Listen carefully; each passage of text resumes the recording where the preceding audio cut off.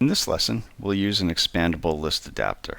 As we discussed in the previous lesson, expandable list adapters are used in lists that contain sublists. So when the user clicks on an item in the main list, it expands to show a list of sub-items. We created the expandable list adapter in the last lesson, so take a look at that if you haven't already. In this lesson, we'll use the adapter to populate our list items. So we'll only be working with our first activity form. We'll look at the activity's main resource first, and all that it has is an expandable list view, and those are all default properties. And I've also added a text view above the list view, and we're just going to use that to track selections. The work is really done in the activity. We create a variable for our expandable list view, and then we're going to populate the departments. We've got constant strings for our name and status, and if you remember, those were the detailed items, the employee items. And there were 2 fields for each employee, and then we're going to have a department name. So the main list just has a single text view, and then the employee list has the name and the status, so it has 2 text views. This is the raw dummy data we're going to use. We just create a string array of departments, and then we create a list of employee objects with their names and their statuses.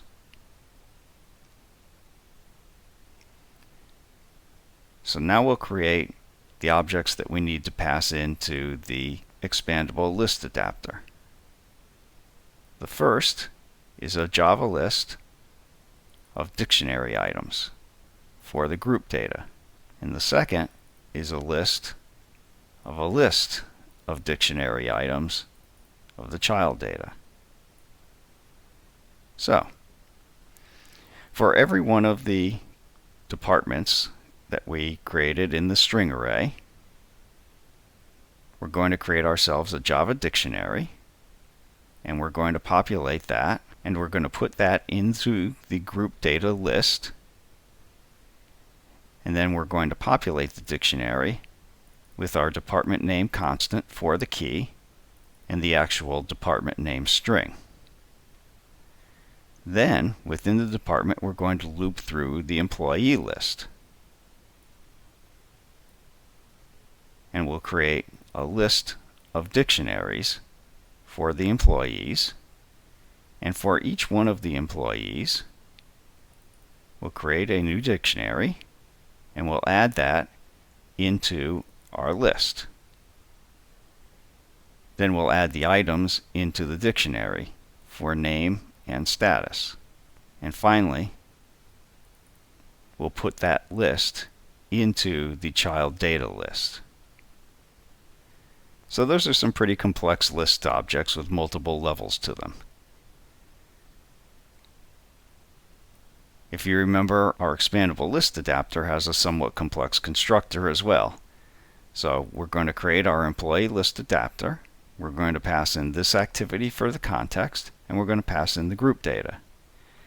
Then we're going to pass in the layout resource for the group. And in this case, we're just going to use the standard resource for an expandable list item.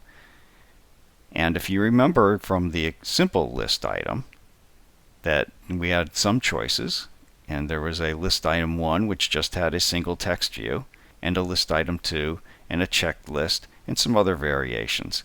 In this case, we're just going to have a single text view is what we're looking for, and that's what we'll use for our simple expandable list item.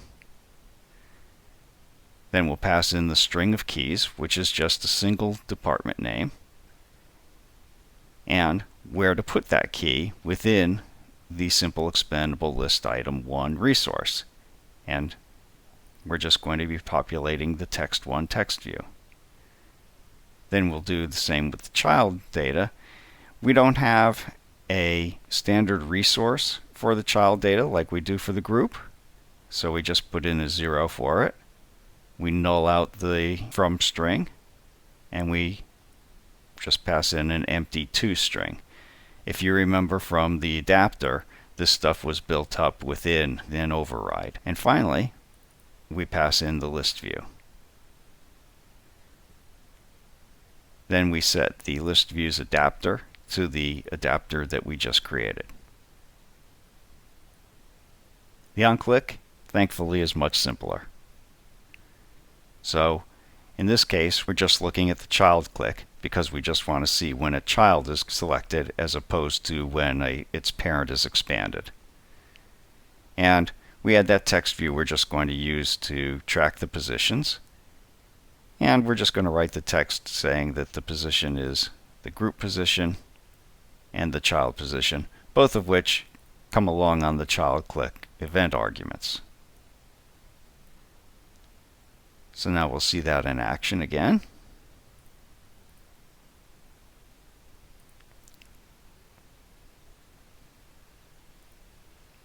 And here's our list. And these are the group names or department names. And when I expand it, we see the employees, their name, and status. And when I select it, you can see I get the group index of 3 and the employee position of 2. If I go into accounting and select the first one, I end up with a different index. So that's how to build an expandable list. As you can see, there's a fair amount of moving parts to that.